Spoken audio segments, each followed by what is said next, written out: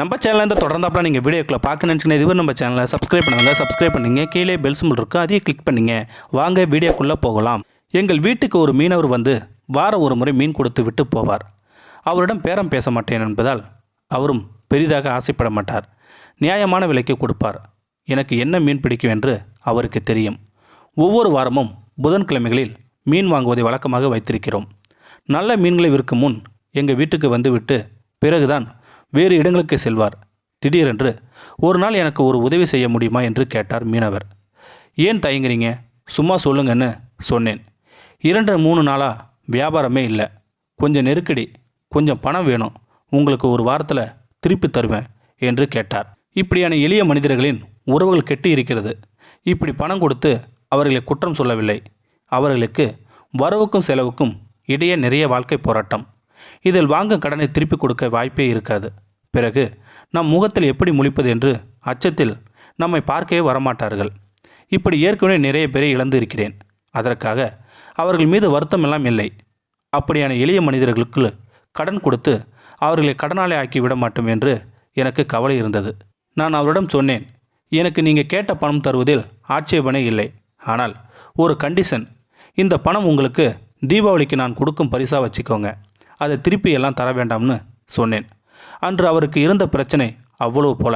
சரி என்று சற்று தயக்கத்துடனே வாங்கி போனார் மீனவர். பிறகு ஒரு வாரம் கழித்து, அண்ணே, நல்ல வஞ்சர மீன் இருக்குது, சும்மா ஸ்லைஸாக போட்டால் பட்டாசாக இருக்கும், வெட்டவான்னு கேட்டார். வஞ்சரம் பொரிக்க கொஞ்சம் சாலை மீன் குழம்புக்கு என்று வாங்கி எவ்வளவு என்று கேட்டேன். 650 ரூபா ஆச்சுனே என்று சொன்னார்.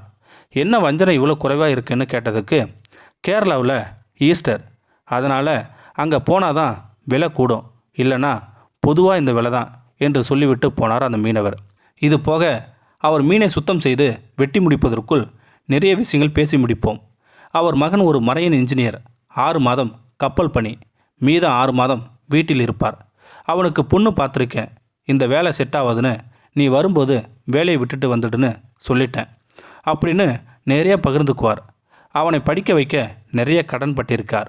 அண்ணன் வீடு பக்கத்து தெரு தான், அங்கேயும் மறக்காமல் கொண்டு போய் கொடுத்துட்டு போங்கன்னு சொன்னேன். சரி என்று சென்று விட்டார் மீனவர். ஆஃபீஸ் கிளம்பும்போது எங்கள் வீட்டில் கேட்டாங்க, வஞ்சிரம் என்ன விலை கொடுத்துட்டு வாங்கினீங்கன்னு என்று கேட்டாங்க. கிலோ 500 ரூபாய்ன்னு வாங்கினேன்னு சொன்னேன். அண்ணன் வீட்டில் 850 ரூபாய்க்கு கொடுத்துட்டு போயிருக்காரு. ஏன் இப்படி செஞ்சாருன்னு அடுத்த வாரம் வந்தால் கேளுங்கன்னு சொன்னாங்க. அப்போதான் எனக்கு உரைத்தது, மனிதர் எந்த அளவுக்கு நேர்மையாக இருக்கிறார் என்று. அவசரத்திற்கு என்னிடம் வாங்கிய காசை எனக்கே தெரியாமல் திருப்பி கொடுத்துட்டு போயிருக்கார். இப்படியான எளிய மனிதர்களிடம் தான் வாங்கிய காசை திருப்பி கொடுக்க வேண்டும் என்ற அந்த உன்னதமான எண்ணம் இருக்கிறது. இது ஒரு முறை 2 முறை அல்ல, பல முறை நடந்திருக்கு. பல்வேறு மனிதர்களால். ஒரு முறை சென்னைக்கு பகல் பயணம் செல்லும்போது சேலத்தில் ஒரு வயதான பாட்டி எங்கள் ரயில் பெட்டியில் ஏறிச்சு. மாம்பழம் ஒவ்வொன்றும் மெகா சைஸில் இருந்தது. என்ன விலை என்று கேட்ட பொழுது ஒரு பழம் 80 ரூபா கண்ணு என்று சொன்னது. குறைந்தது 1.5 கிலோவாவது இருக்க வேண்டும் ஒரு பழம். சரி பாட்டி, 2 பழம் கொடுன்னு காசு கொடுத்து வாங்கிவிட்டேன். என்னிடம் வியாபாரத்தை முடித்து கொண்டு பாட்டி பக்கத்து பெட்டிக்கு போய்விட்டது. வண்டி சோலார்பேட்டை நெருங்கும்போது அந்த பாட்டியை பார்த்தேன். எல்லா பழங்களும் விற்று தீர்ந்தது.